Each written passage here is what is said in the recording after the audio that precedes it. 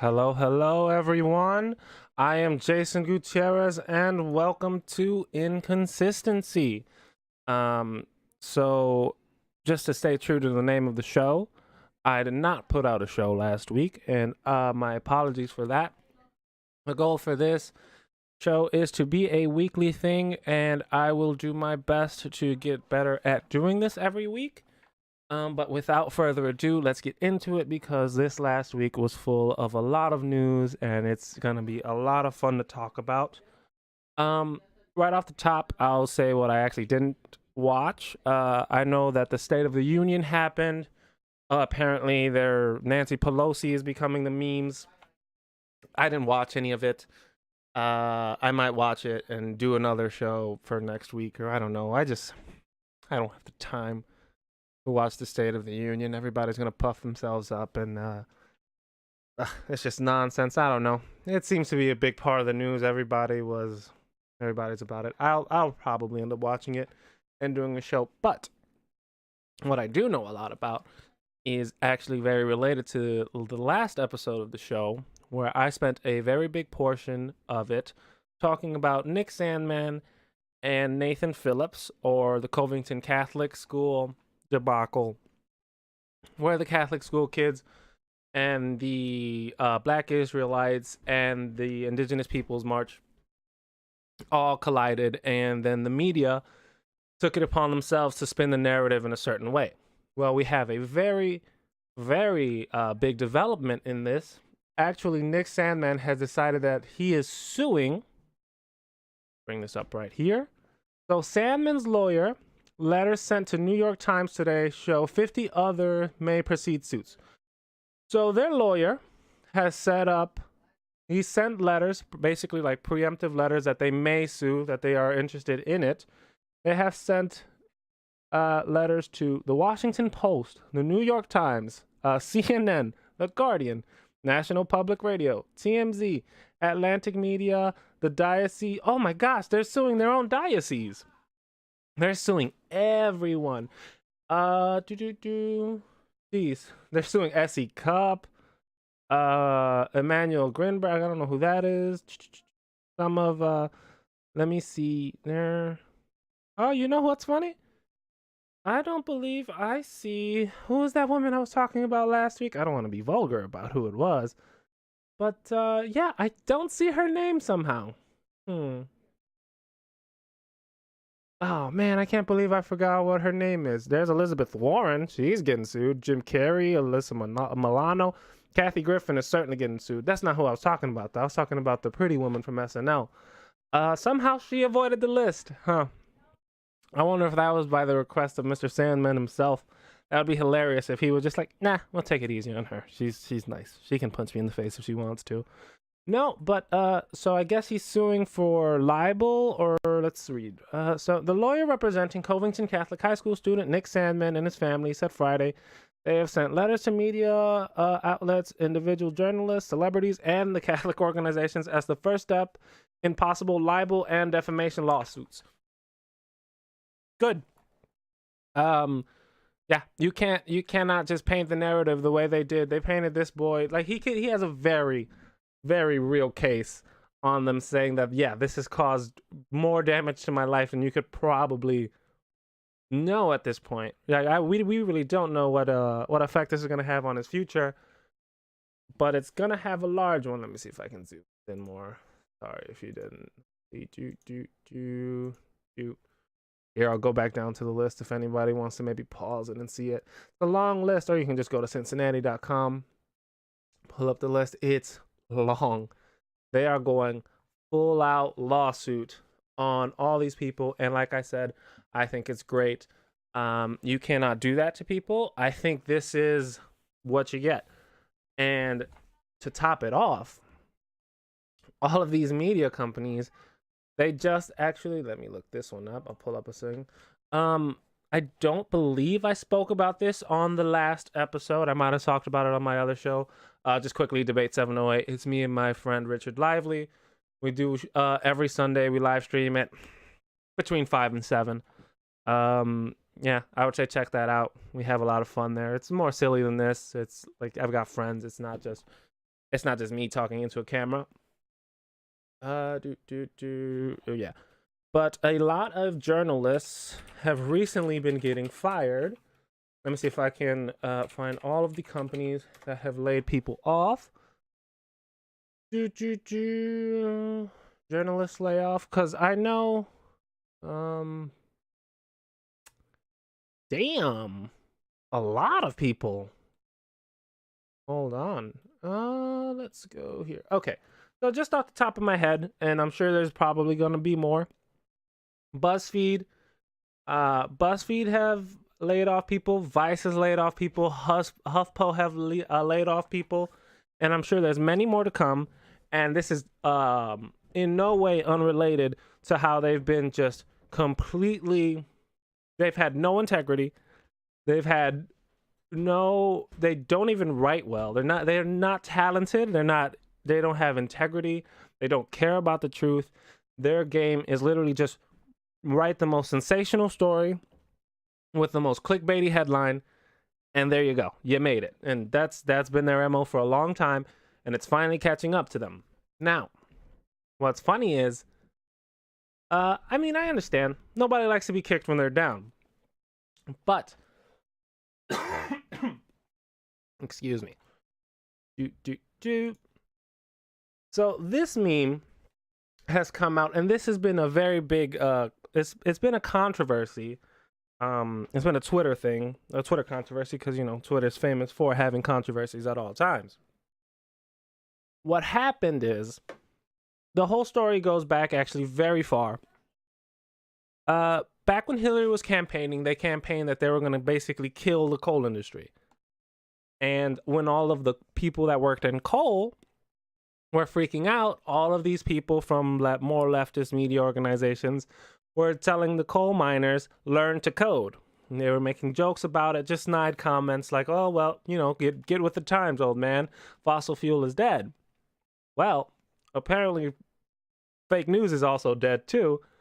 And, well, if you get laid off and you're looking for a job and you're having a hard time, people don't forget things. People don't forget when you kick them when they're down. When they're down.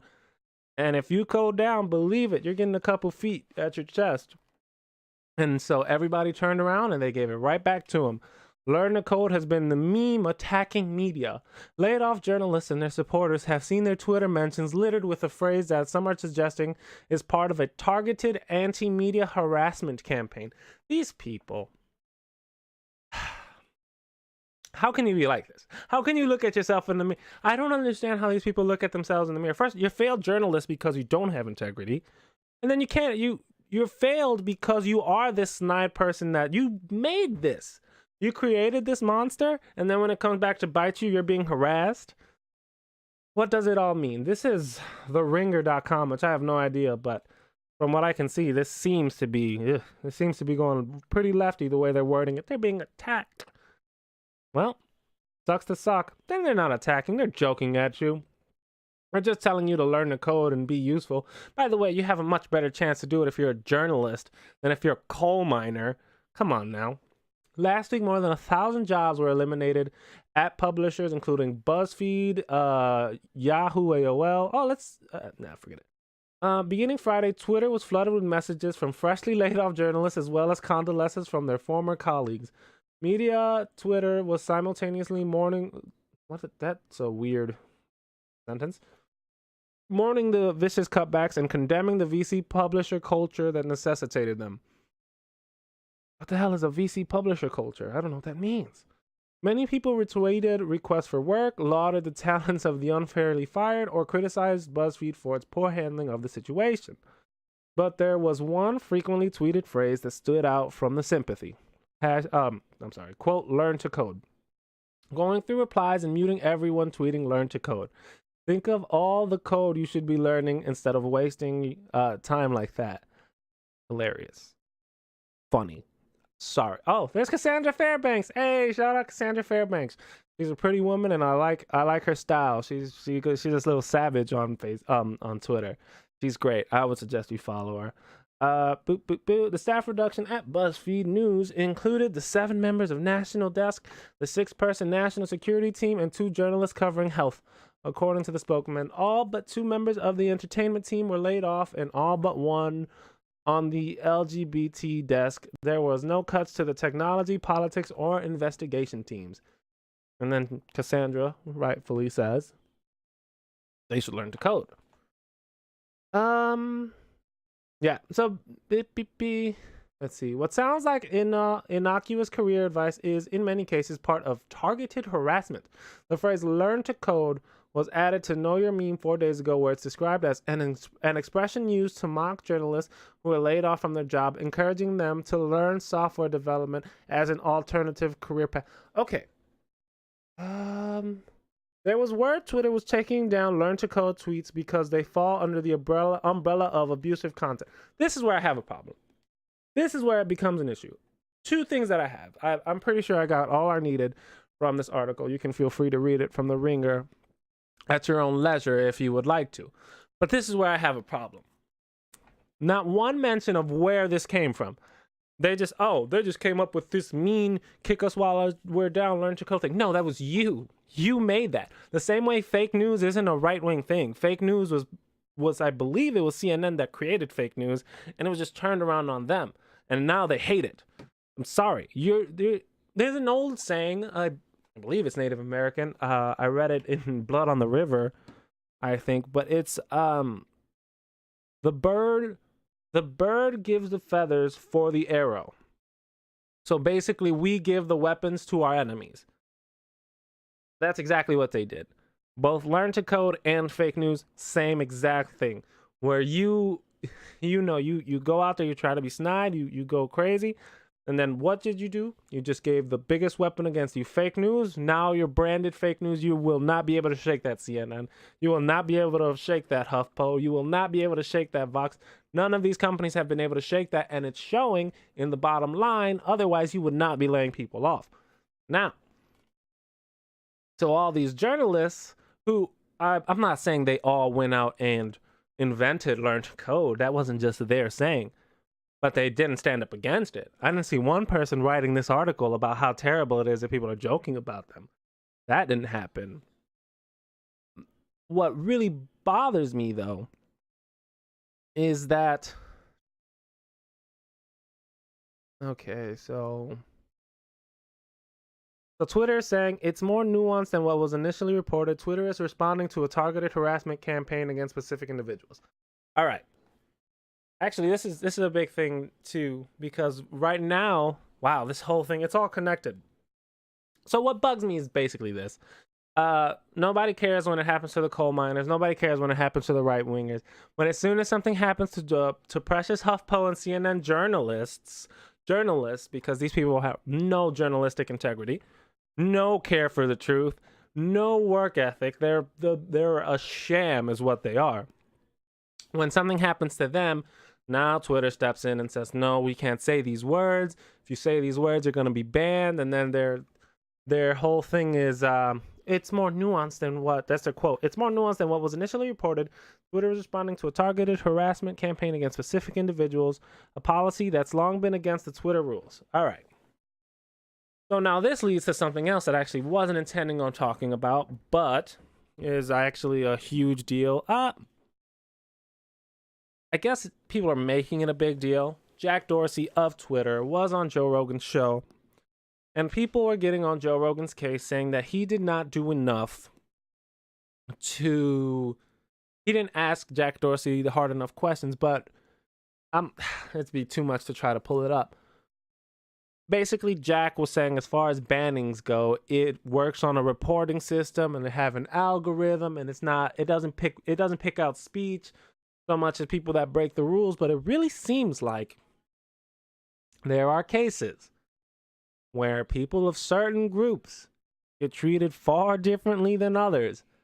And it seems like there are protected classes. Nobody wants to talk about it, but there's protected classes and there's definitely unprotected classes. The protected classes would seem to include journalists in this instance. And that's what bugs me. At least be honest about it. And stop being delicate little pansies. But I'm very happy to say that these reporters are getting sued and they're losing their jobs. And I believe that we're watching the death throes of the old, the dinosaur media, they call them, the old newspaper media, and we're seeing not the death of fake news. I won't say that. Wow, that's a long article. It's not the death of fake news. That's always going to happen. Propaganda is always going to be a thing. But it's going to change. And I think it's going to... Wow. I really don't know. I guess we'll have to see what happens. Because there's only two things they can do. They can either turn around. They can either look at themselves in the mirror. See, they can hit rock bottom where everybody's getting laid off and fired. Hit rock bottom. Look at yourself in the mirror. Say it was me. Say I'm going to do better. And they could do that and they could possibly be redeemed. Or you go full other direction, blame everybody but yourself, and double down on your behavior, in which case they're going to just be, they're already a parody of themselves, and it's only going to become less and less and less defensible, less credible, and just less respectable in every sense of the word. But we'll have to watch what's going on. Now, what I like a lot, though, is people have finally begun to stand up to it, and I am very happy to see that Nick Sandmann is pursuing a case, and also to any of the Proud Boys out there, not that I have anything to do with Proud Boys, I disavow the Proud Boys, I'm not a Proud Boy, I don't know. Look, man, I think they've gotten a bad rap, and Gavin does as well. Gavin McInnes, this gentleman, that's actually not a bad picture. Usually they have pictures of him that make him look like he's a member of the Third Reich. He started a group called the Proud Boys. It's got he would call himself, or they would call themselves, Western chauvinists that believe that the West is the best, men need to be strong men, and that we need... They're inclusive. I guess basically the West is the best. Don't beat off. Be guys, kind of. Yeah, guys should have their own things. But he is suing the Southern Poverty Law Center because they went out of their way to brand the Proud Boys as a hate group. So I'm going to read the article and then I'll give my take on it in a second. So the ex-boss of the Western chauvinists, oh yeah, I should probably mention, Gavin eventually stepped down after a lot of problems with the Proud Boys, just a ton of, just a lot of fights have been going on with the Proud Boys. I mean, you can't go out in a Proud Boys hat. There's plenty of freakouts. There's plenty of fights of Proud Boys versus Antifa. It's, it became a real mess. So he eventually ended up stepping down and he gave an apology, or, he gave a statement. And it seems like now he's actually taking legal action. So ex-boss of the Western chauvinist clique claims he's been made socially despicable by the civil rights groups. So I should probably be honest and say I'm a fan of Gavin's. So I'm going to be biased in that way. I subscribe to Compound Media, which is Anthony Cumia's show. Anthony Cumia's network, I should say. And Gavin had a show, the Gavin McInnes show, on that network. And I watched him on that. And then I actually watched the creation and birth of the Proud Boys. And from the very beginning, I was watching and kind of following the thing. And I like Gavin. I think he's a good guy. I think he goes at everything with the best of intentions. I think he's very honest. I think he's very open, and I think he's very misrepresented. Now, I just want to be clear about my bias that I actually like Gavin. I think he's a great dude. I think I think he's very important. So just have that in there. I'm not a Proud Boy just because I find any type of clique weird. I just find it weird to be in any frat or any group like that. But I like Gavin. Proud Boys founder Gavin McInnes sued the Southern Poverty Law Center on Monday, claiming that the civil rights organization has cost him business opportunities by designating the pro-Trump men's group. I suppose I should have mentioned that because that's a big deal nowadays. You like Trump, you are Hitler. pro-Trump men's group he created as a hate group. Excuse me. In the lawsuit, McInnis blames the SPLC's hate group designation for the Proud Boys for everything from his being kicked off of PayPal, Facebook, and Twitter, to criticism from his own neighbors in a Tony, New York suburb. So yeah, Gavin, who I should mention, he's actually one of the co-founders of Vice. He sold the company to. He and his partner had a tiff, I suppose. He ended up selling Vice, and he's basically the granddaddy of hipsters. I'm telling you, he's such a big part of the left, and they don't even know it. And he's just changed on certain things, and his mind has changed, and it's now like, get rid of him. We hate him. He's the worst thing to ever happen. But yeah, so he's being harassed. Well, I mentioned that he's the co-founder of Vice just to say he makes his money, he makes his living off of his personality, off of either writing. Now he does videos. He's making his living on these platforms that they've kicked him off of. So they're basically he has a very good case to say that the Southern Poverty Law Center branding me a racist has directly affected my bottom line, my ability to feed my family, and actually the way my family is viewed in my own neighborhood. We are like pariah. The quote: Mr. McInnis is essentially an untouchable, is essentially an untouchable, unable to retain or be considered for gainful employment in his line of work, the lawsuit claimed. McInnis is suing the SPLC for defamation and tortuous interference with economic advantage. McInnis also wants a court-ordered. So yeah, he's saying that they are harassing him for their own, to make money. McInnis also wants a court order stopping the SPLC and its employees from referring to him as someone connected to a hate group. The SPLC declined to comment on the lawsuit. He held a press conference on it. McInnis created the Proud Boys in 2016. Rules about what they could wear, how often they could, and even McInnis created the Proud Boys in 2016 as a club for Western chauvinists with rules about what its members could wear and even how often they could masturbate. No wanks.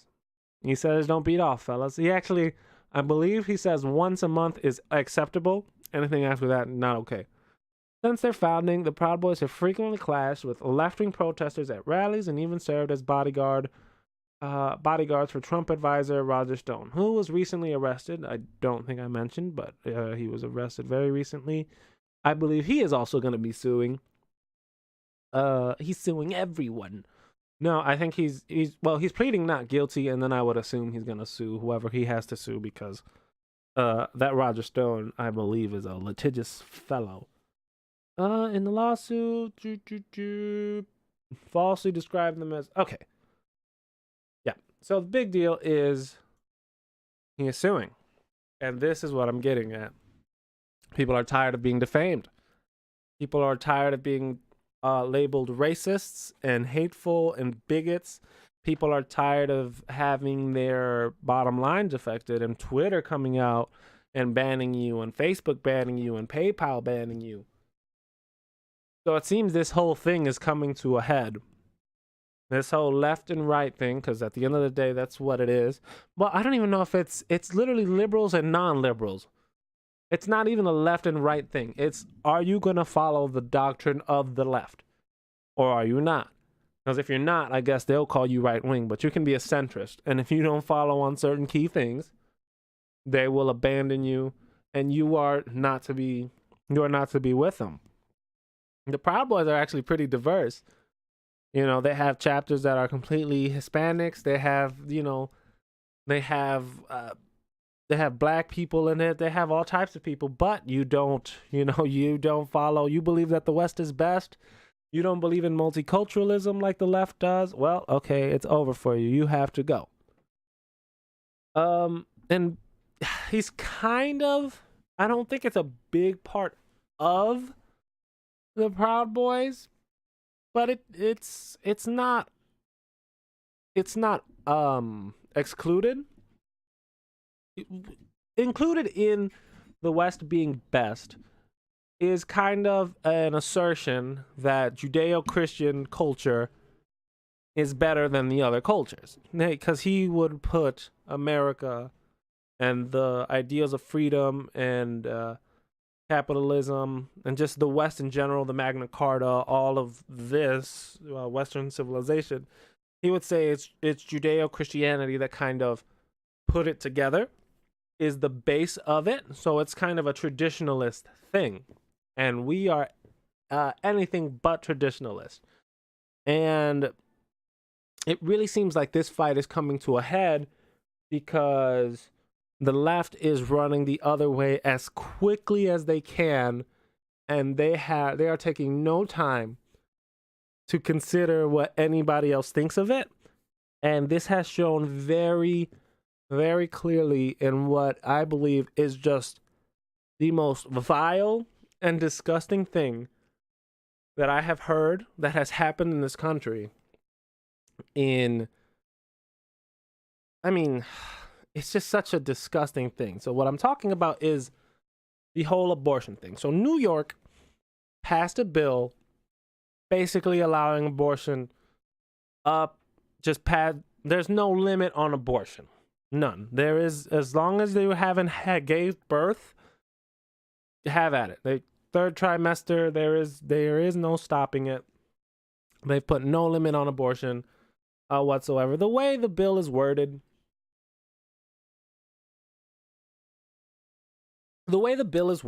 it says if for the mental or physical health of the mother or the woman is in jeopardy, she can have an abortion up to whatever point. There is no limit on it. The problem with something written so vaguely is you're giving birth to a baby. Taking care of a baby is in itself a big impact on your mental and physical health. I mean, there's no way around that. So basically, you just have to find a doctor that'll rubber stamp it for you. And there's doctors that'll do it. That's the thing. And New York passes it, and they actually light up the Empire State Building pink to celebrate that a woman has a choice. So, that was not real. I guess it didn't spread that much because it's New York. And New York is just, they're gone. They're lefties. They're the Democrats. Nobody really is going to fight that over there. I mean, some people are disgusted about it, but the majority of New York doesn't seem to care. But where they did care and where this tried to spread to is actually in Virginia. So this is, I'm not exactly sure. I'm not sure. But the Democrats, they introduce a bill that is similar to the one in New York. And this is the line of questioning of a Miss Kathy Tran. Why is this so big?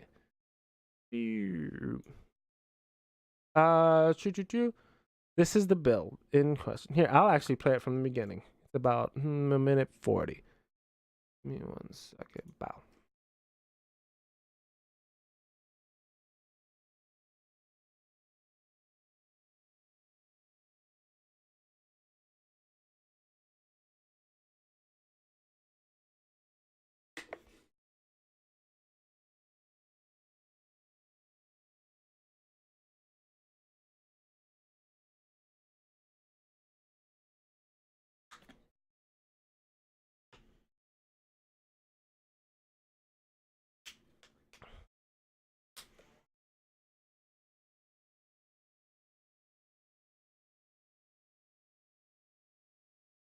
This is where it gets juicy.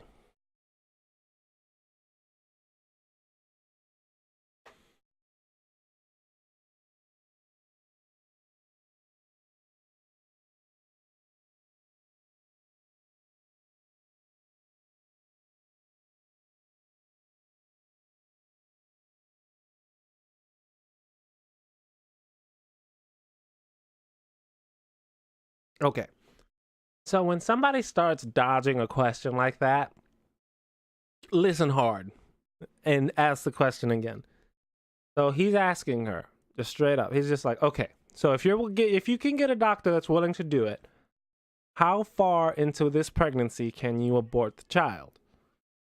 And then she's like, well, in the bill, she just starts squirming because they know that this is awful. Deep down, she knows you can't defend this. And this is not going to fly. This is Virginia. And Virginia might be the leftist southern state, but geez, there's a lot of Christians in that area. And it's icky, man.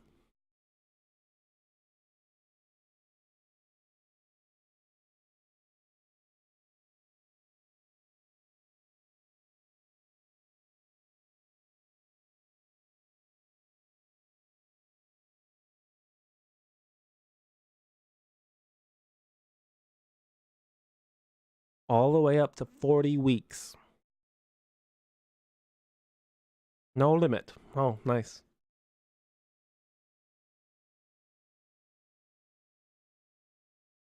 It really is stunning.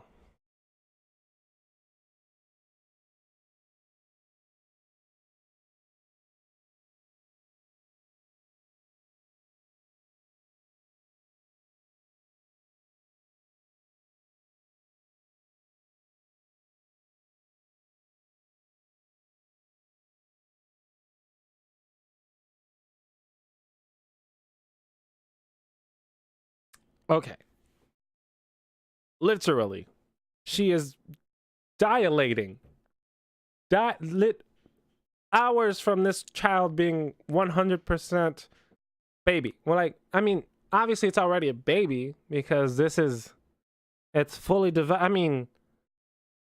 You could have had that baby yesterday. If it was 40 weeks, it's just like it's almost a guess at the due date. Yeah, in the third trimester, there's so much time, but you could have had that baby at 8.5 months.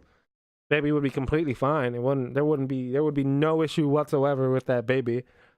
And even way further back, you can have the baby and it has a very high chance to live. But the problem is the argument starts. The argument began, oh, well, the abortion argument starts, and this is why you have to kind of draw lines. You have to stick to them. The argument was, well, abortion is okay because it's just a clump of cells within the first trimester. And then it's like, well, or the argument was, oh, it's just a clump of cells, or when does it become alive, or when that's all out the window. When does it become alive used to be like, is it at a heartbeat? Is it at a brain? Is it at this? But that's way, way past the heartbeat in the brain. This is a baby. It's got toes and it feels and it probably is thinking, it's dreaming. It's a baby. And she's saying, well, that would be fine. Like if the woman's dilating, that would just be, it would be a conversation between you and your physician.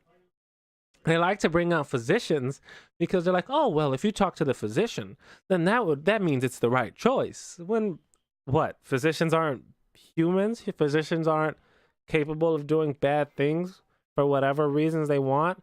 I think some physicians, especially like physicians, are brilliant. The problem with people that can be brilliant that way is they have a lot of good doctors tend to have Aspergery, or they just tend to not have the same social patterns or ability as others. And a lot of times brilliance can come with almost the opposite, almost like a dumb or a very dull, like a very bright person can have like a very dull understanding of humanity. They can be almost robotic. And if you're that person, we don't have to look far to see some atrocities done by doctors. You can look at Nazi doctors. You can look at the Tuskegee experiments.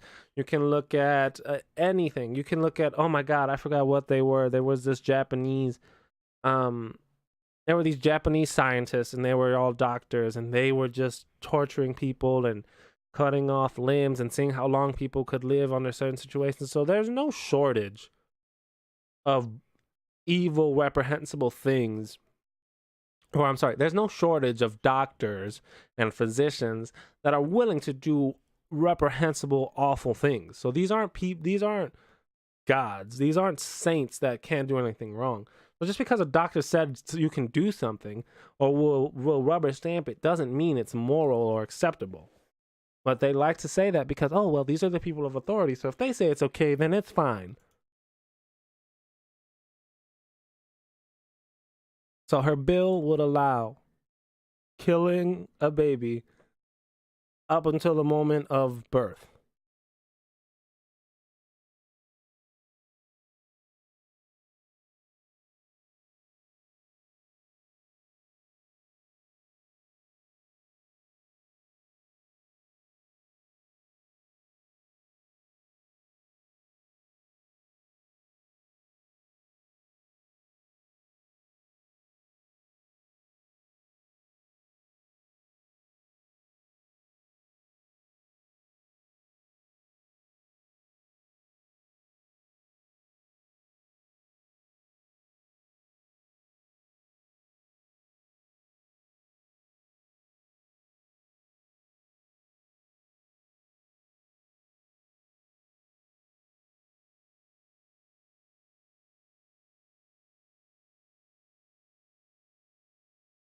Okay, so we're 3 minutes in.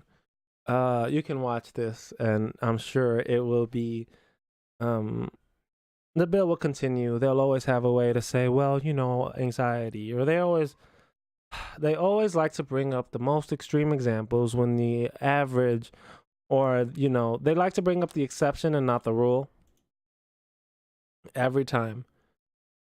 And I think I know what happened. Boo. I'll fix that in a second. They always like to bring up the exception of the rule. Just like every time you talk about abortion, they're like, oh, 12-year-old woman gets raped by her, a 12-year-old girl gets raped by her father and she's pregnant. Can she get an abortion then?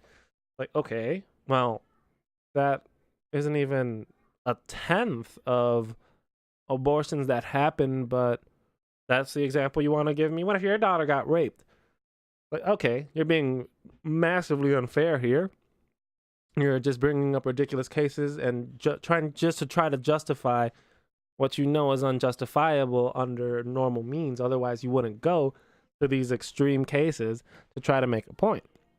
Now, if you thought that was reprehensible, here comes a knight that came to her defense. This is the governor of Virginia. This gentleman here, by the name of Ralph Northam, he is getting in a lot of trouble. He's been the centerpiece of the news for a little bit now. And this is what started everything, and then it actually takes a funny turn after this tremendously evil, dark bloodstain of an interview.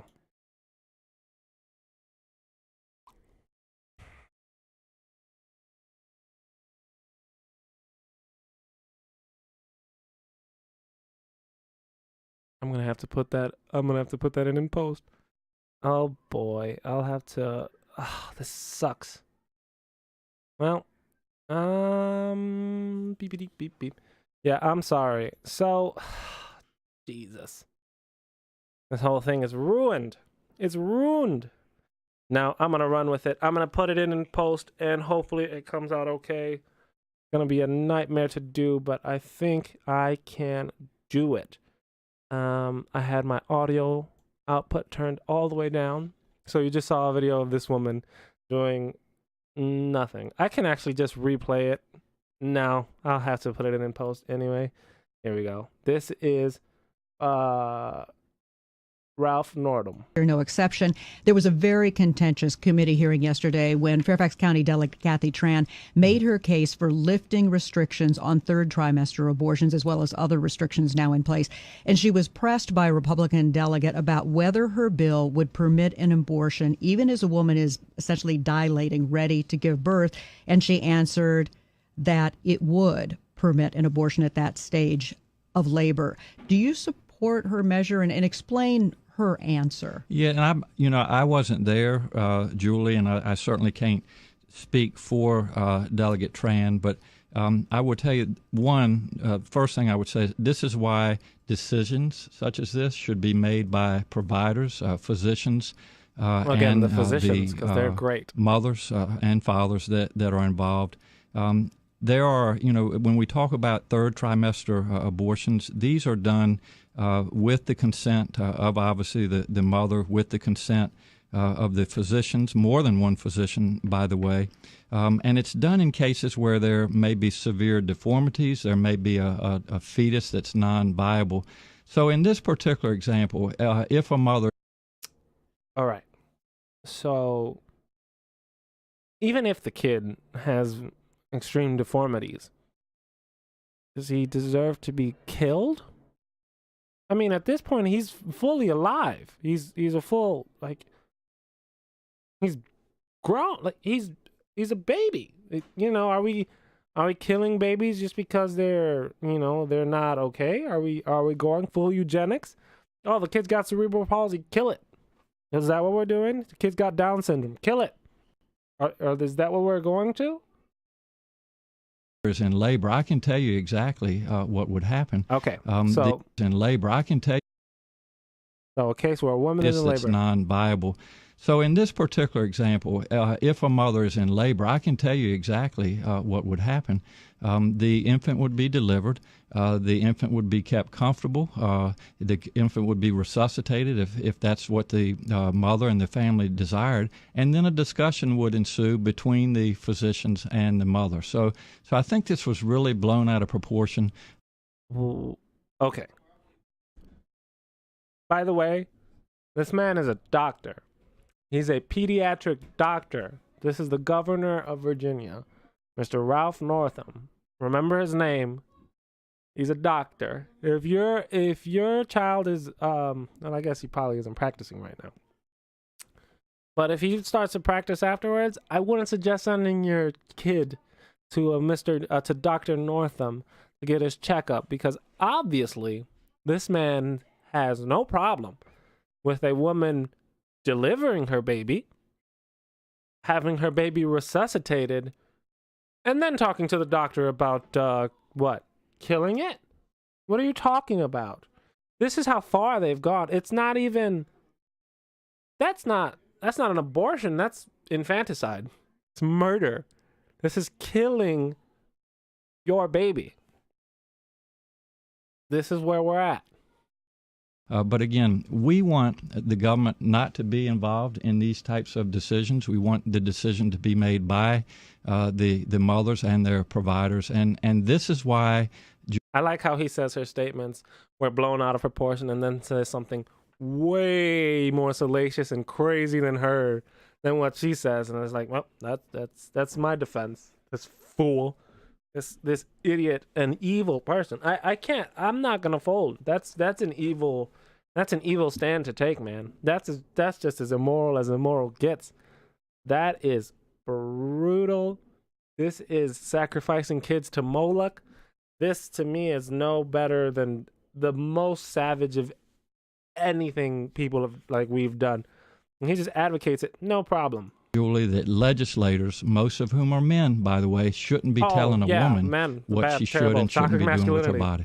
And do you think multiple physicians should have to weigh in, as is currently required? She's trying to lift that requirement. Well, I think it's always good to get a second opinion, and for at least two providers to be involved in that decision, because these decisions shouldn't be taken lightly.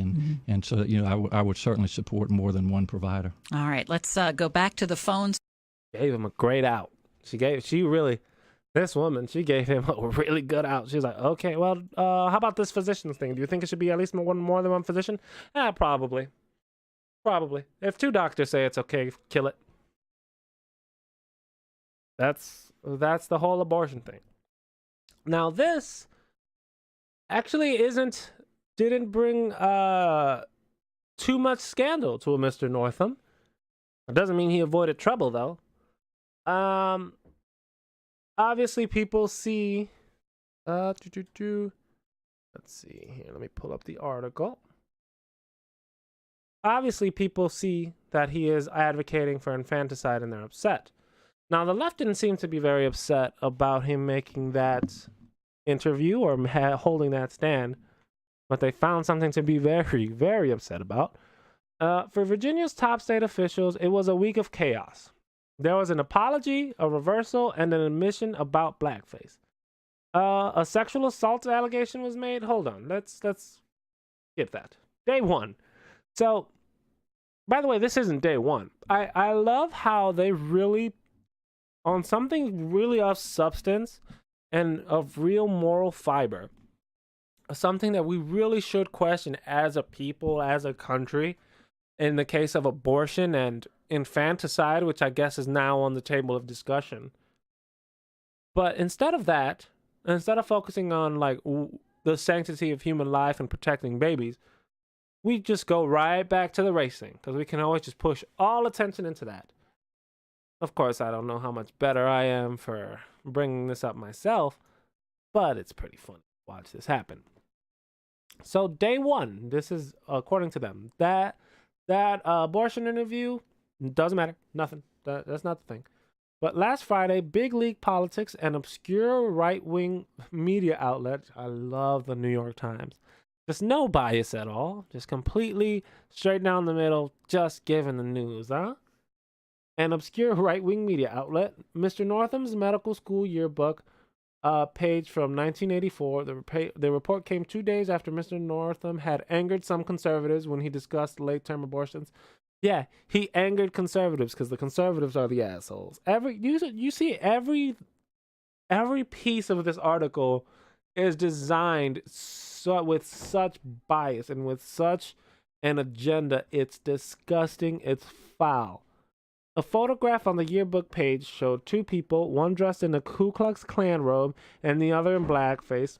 Mr. Northam apologized, first in a statement, then in a video. Well, we can just watch that real quick, can't we?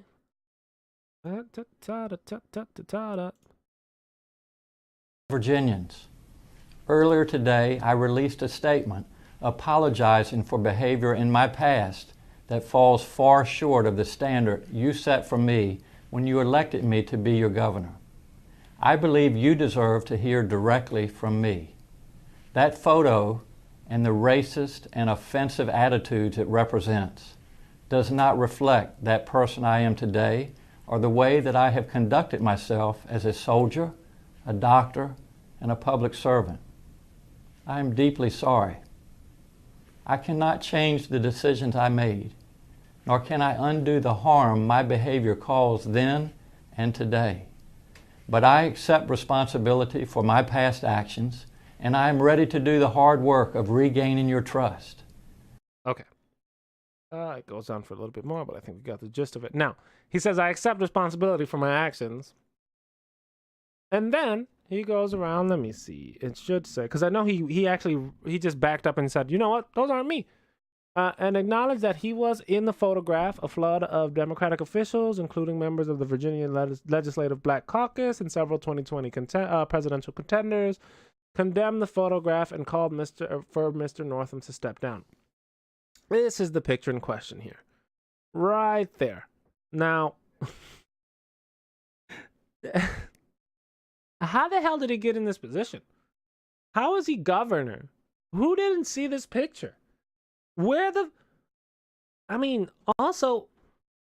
look,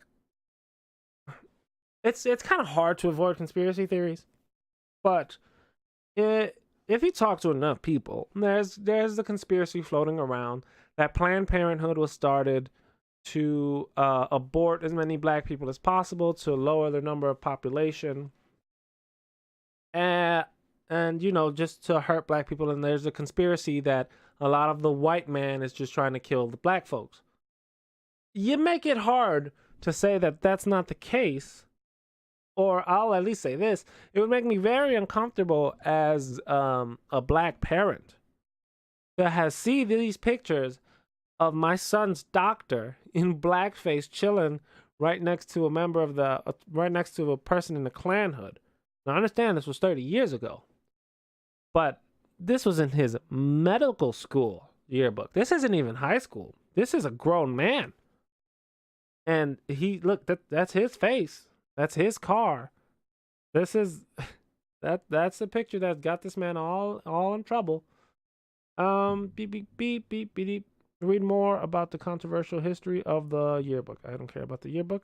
Uh, Amid speculation about a possible regulation, more people began to focus on Mr. Northam's designated successor, Mr. Fairfax, the second African American ever to win a statewide election in Virginia. Mr. Fairfax ran separately from Mr. Northam during the Democratic primaries for lieutenant governor and governor. Mr. Northam did not choose Mr. Fairfax as his running mate. All right. So people are calling for Mr. Northam to resign. The next person in line is this Mr. Fairfax. And then we focus on him. So at an extraordinary news conference. Oh, right. No, this is what happens. Just let me bring this down. All right. So the next day, after he apologizes and says that picture was awful and racist, and that's not the person that I was, or that's not the person that I am, that's the person that I was, I take full responsibility for my actions. The next day, he says that was definitely not me. That was not my picture. Definitely not in that yearbook picture. And he just does not plan to step down. The governor said he wants an honest conversation about racial justice. He called the yearbook photo of the two men offensive, racist, and despicable. All right. Weird for you to say it wasn't you after you said it was you. But okay. That's your story and you're sticking to it. Blackface is racist. That's not me. I suppose that's a statement. That's a thing. But he added that he did darken his face with shoe polish for a Michael Jackson costume in a dance contest in Texas in 1984. Ah, what? Come on, man. Why would you do that? He's like, look, that wasn't me in blackface that time. But for a dance contest, I did do blackface and dress up as Michael Jackson. And I was moonwalking at a dancing competition. Yep, that's a, that Klan hood and blackface thing, that's awful. But I might have put something on for Michael Jackson. I had to stay real to the character. No, yeah, it's a dance contest. Come on, guys, it's all fun and games. And in an awkward moment that seemed to further undermine his standing, he appeared ready to grant a reporter's request to demonstrate his moonwalk. His sudden reversal was not convincing. You don't say. To most Democrats, including the state's two United States senators, that's weird, who urged him to step down. This idiot. You don't say? Oh, maybe it wasn't convincing. It's not convincing to anybody because it's false. And then Mr. Fairfax says, at this critical and defining moment in the history of Virginia and this nation, we need leaders with the ability to unite and help us rise to the better angels of our nature. He did not directly call for the governor to resign, but Mr. Herring, the state's attorney general, did call for Mr. Northam's resignation. Okay, that's 2 days after this, again, bigger deal of infanticide, but we can have fun and games and talk about Mr. Northam's yearbook pictures and why he thinks that it's hilarious to put on blackface, and then how he thinks it's racist to put on blackface, but it's okay to put on blackface if it's for a Michael Jackson concert. 3rd day. And then on Sunday, Mr. Northam attended church. Yeah, I wonder how the church feels about the 3rd trimester abortion thing there, Doc.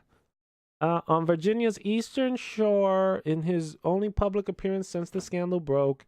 Later, big league politics again created a stir, publishing an allegation by a woman who said that she had been sexually assaulted by a campaign staffer she had met at the Democratic National Convention in Boston in 2004.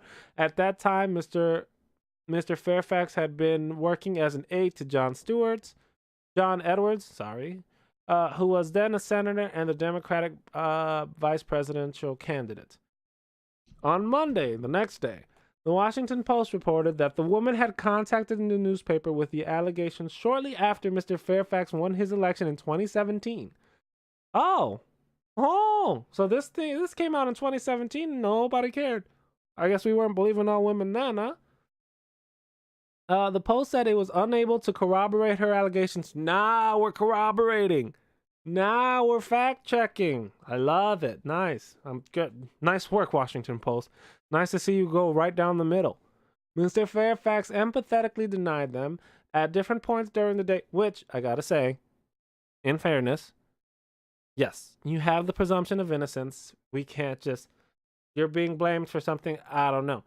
But it puts a bad taste in my mouth saying that when we ran no type of corroborating of anything when a Mr. Kavanaugh was on the stand. Just saying. Slightly hypocritical, this thing, huh? At different points during the day, he hinted that Mr. Northam or LeVar Stoney, the mayor of Richmond and a potential political rival, might have played a role in bringing the accusation to light. So, this wasn't me. It's the Republicans. They're doing bad. They're trying to get me in trouble. He also said that he and the woman had a one. Ooh, jeez, I missed something. He hinted that So Mr. Fairfax denied it, and then he says that he and the woman had 100% consensual sexual encounter in 2004. He said that the woman had subsequently called him. Oh, she called me later, so she wanted it, saying she wanted him to meet her mother, and that he did not recall seeing her again after their initial encounter. Okay, next day, day 5. On Tuesday, it appeared that Mr. Northam still intended to keep his seat, hoping to clear his name. Well, hopefully it stays as clear as that face, huh? Clear as that face with blackface. That's what I'm hoping for. Not very clear at all. Actually very dark, as in empty, as in get your ass out of that seat. People close to him said he might hire a private investigator to learn more about the yearbook. It's your yearbook! Has your name on the fucking thing. Yours. What are you talking about? Investigate what? What are you saying? To learn more about the yearbook photograph, and he received support from 9 of his medical school classmates who wrote a letter saying they did not believe Mr. Northam had ever engaged in, promoted, tolerated, or condoned racism. All right. Except that time that he put on blackface or Michael Jackson costume. In a week of head-turning news in the Capitol, next day, day 6, Mr. Herring, the Attorney General elected in 2013, provided some more. He said that he, too, had once worn black... Why? Why, though? What is going on in Virginia? First, it's abortion up until the date of birth. Now it's everybody's wearing blackface. What is going on? Mr. Herring, 57, said in a statement that he and friends put on wigs and brown makeup for a party in 1980 when he was an undergraduate at the University of Virginia. Again, in college. And that he was dressed as the rapper Curtis Blow. And this is his quote. That I have contributed to the pain of Virginians have felt this week is the greatest shame I have ever felt. Hours later, the woman who had accused Mr. Fairfax of sexual assault came forward with more details. The woman identified herself as Dr. Vanessa C. Tyson, an associate professor of politics and expert in black history at Scripps College in California. She said that after she met Mr. Fairfax at 2004 convention, she had an encounter with him that began with consensual kissing but quickly turned into an episode of forced oral sex. In a statement on Wednesday afternoon, Mr. Fairfax called Dr. Tyson's account painful to read, but denied that he had assaulted her. I take the situation very seriously and continue to believe Dr. Tyson should be treated with respect, but I cannot agree to a description of an event that simply is not true. So basically, they were making out, I guess, and the claim is that he forcefully pushed her head toward his crotch. Again, I will say, I have to be consistent on the show. That's the name of the thing. You got to give him the presumption of innocence. I'm not going to come out and just say, oh, screw him. He's guilty. You know, he must be fired or he has to resign. I don't know. This is just an allegation. We have no proof. Unfortunately, it's a hard thing to prove, and I don't know what to do with this case. I have to be consistent, and it's sad if it did happen. And if it didn't happen, it's still sad because now she's just bringing up a case on someone who's innocent. So either way, this is a bad situation, and it's kind of unfortunate. I will say I believe her, but I have to give it, I don't know. We have to give him the presumption of innocence, and I don't have enough to go out there and say he should resign. Now, the next day, on Thursday, President Donald, the Don, he said in a tweet that Democrats at the top are killing the great state of Virginia, predicting that the state will turn red in 2020. Fucking seems like it. Would be a shock if it didn't. There's only so many scandals you can have as the Democrats before people are like, you know what? These people are blackface wearing baby killers. We can't endorse this. Boop, boop, boop. But allegations involving past racist behavior spread to Republicans when it emerged that Thomas K. Normant, 72, the majority leader in the state Senate, was a top editor of a 1968 college yearbook that included several photographs of students in blackface as well as racist slurs. The Virginian pilot first reported on the yearbook on Thursday. I really don't understand. Are we not checking these people at all? Why are these our elected officials? Virginia, you gotta do a better job. Or is it that everybody has blackface over there? Everybody's taking a photo in blackface. Just like every Jew gets a bar mitzvah, every Virginian gets a blackface photo. I don't know what this is. Is it like a class ring? Is it like a diploma? What is this? I cannot endorse or associate myself with every photo, entry, or word on each page, Mr. Norman said, adding that he condemned the use of blackface. Oh, did ya? Did ya? Yeah, I don't think so. Something tells me you do now, because you have to. But I don't think you did then. It remained unclear how these crises of personal conduct would affect the state leadership. On Thursday, statements from Democrats seemed to suggest that Mr. Fairfax was in more political peril than Mr. Herring. The Virginian Legislative Black Caucus said the allegations against Mr. Fairfax were troubling and that it would await further action on the part of Mr. Herring to reassure citizens. Virginia's congressional Democrats said they were deeply disturbed by the allegations against Mr. Fairfax, while Mr. Herring must stand ready to answer questions from the public if he is to regain their trust. Democratic presidential hopefuls Senator Kamala Harris and Senator Kirsten Gillibrand described Dr. Tyson's claims as credible and called for an inquiry on the investigation. All right. So that all happened within a week. Life is great. It's also very awful and dark, but life is great. Just seeing all of this is making me laugh and cry at the same time. It really is sad to see that this is where we are. And I'm going to put most of the blame of this on the left. They've taken everything so far, and it's just disgusting. On one hand, I'm crying that literally the abortion argument isn't even on the table anymore. Like, there is no, oh, when does life begin? There is no, it's just a clump of cells. There is no more argument of that. The argument is a woman should be able to kill her child, no matter how far along it is, or no matter how far along she is, or if it can be viable, or any of that. So that doesn't matter anymore. We've gotten rid of that.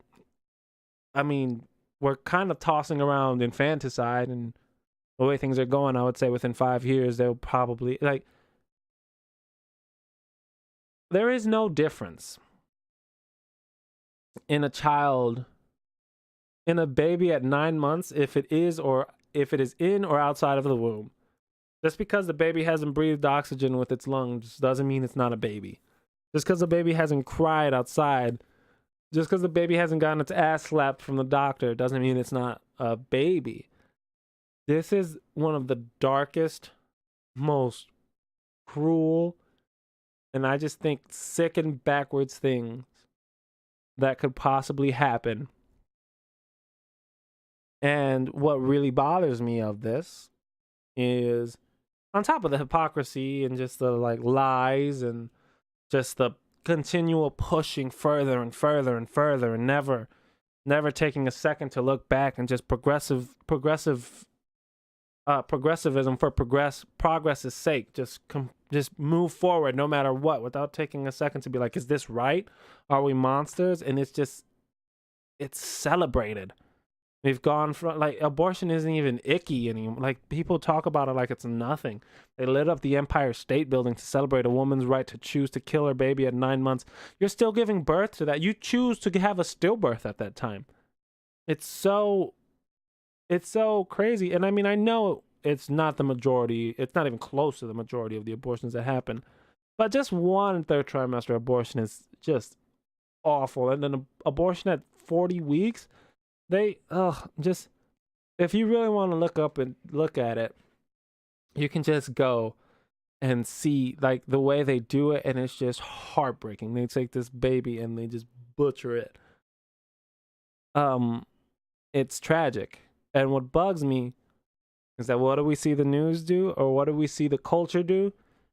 We don't like this guy. Let's see if we can find if he was ever racist. But look, blackface. Also, I didn't mention this, but yeah, didn't Megyn Kelly get fired just for saying, "Oh, but I remember back in my day, blackface was okay"? Apparently, it was, because everybody's got blackface in Virginia. Maybe Megyn Kelly's from Virginia. Anybody ever take a second to check that? I don't know where Megyn Kelly's from. Probably not Virginia. She's too hot for Virginia. I don't think there's any women that look that good in Virginia. It's impossible. It's that's kind of beside the point. The fact that they're bringing up this race stuff to try to get at him, when really he should resign because he's advocating infanticide, not because he has something that was acceptable at the time, which I guess it must have been, or must not have been, a big deal if everybody's doing it.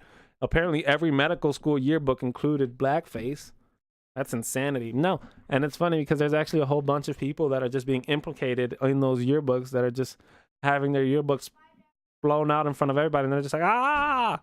All these people and all these doctors are coming up like, oh no, that's my name and my face, and you're hurting my bottom line. They're just bringing everybody down with them. That's the media. You go from abortion, you have a story about abortion, something actually substantive, something actually hard-hitting, something controversial, but something deep. Nope, we go to blackface. And that's where we are as a culture. And that's the salacious nature of this internet journalism thing. And I think that that's why they're being laid off. I think people are getting tired of it. And I think it's not paying out for them anymore. And I think we're seeing that in all of these layoffs. But before the news dies, because this, I believe, is the death throes of them, I think they're going to double down, and I think everything's going to become far more absurd. And I don't want to end this on a dark note, but I feel I kind of have to, because that's how I'm feeling. I think we're watching the death throes of the dinosaur media and all of this fake news stuff. But it would seem we are also seeing if it's not the death throes of it, it's a real dark patch coming up to our culture as a whole. When we find it more important, the sins of the past, just the insensitivities of the past, I'll word it that way. The insensitivities of the past, and 30 years ago and all of that, are a bigger deal than the children of the future. And I think we as a society really need to look ourselves in the mirror and decide what is more important, what we should be more outraged about, and we should be more selective of it, and we should pick our fights. And yeah, I'm gonna wrap it up there. I think I'm very happy that the news agencies are being sued. I hope all the best for Gavin McInnes in his lawsuit against the Southern Poverty Law Center, because I know he's actually in very good company. There are very good people that have been put, I believe, I think Tom Woods and Bob Murphy have also been branded as people, or like hate groups, or people that hate and bigots and racists. by the Southern Poverty Law Center. There's plenty of people on the Southern Poverty Law Center's list that simply do not belong there and are just being disparaged horribly. And I really hope that Gavin wins his legal case and he can set some precedent for a lot of people to come out and say, yeah, I've had damages come against me and I want to be compensated for them because they deserve that. I don't think you should be able to just run someone's name through the mud like that and with impunity. Maybe they'll be held accountable some, and maybe people that get their name disparaged will have an outlet. Twitter, I hope that you man, they said that Jack Dorsey's going on Joe Rogan again and he's going to try to push harder on this. And I want to see how the man talks about this, because this is a big deal. I think this is going to be a big thing, because it's undeniable that the conservatives are being treated differently online than the leftists, than the progressives, and we need to see, we'll see where that leads up to. As always, man, it's a real dark tone. And as always, my name is Jason Gutierrez. This is Inconsistency. Please like and subscribe and share. Tell me what you want to hear from me. If you have any interesting stories, I would love to talk about them. If you would like to see me in a much more fun, less dark way, you'd like to see a much lighter show. Although we do get deep sometimes, but a lot of times I just throw in a lot more jokes and we try to be more funny over there. You can see me and my friend Richard Lively at Debate 708 or Debate 708 on YouTube. We are at Debate 708 on Twitter, but I haven't gotten around to that. You can follow me at Based Sammy Sosa on Twitter, and you can follow this show at N_consistency. Inconsistency has been taken and taken and taken again. Thank you very much for watching. I shall see you guys next week. Oh, and I have to do some editing and post because I'm a dum-dum. I will see you guys later. I hope you're blessed. Please don't abort your babies.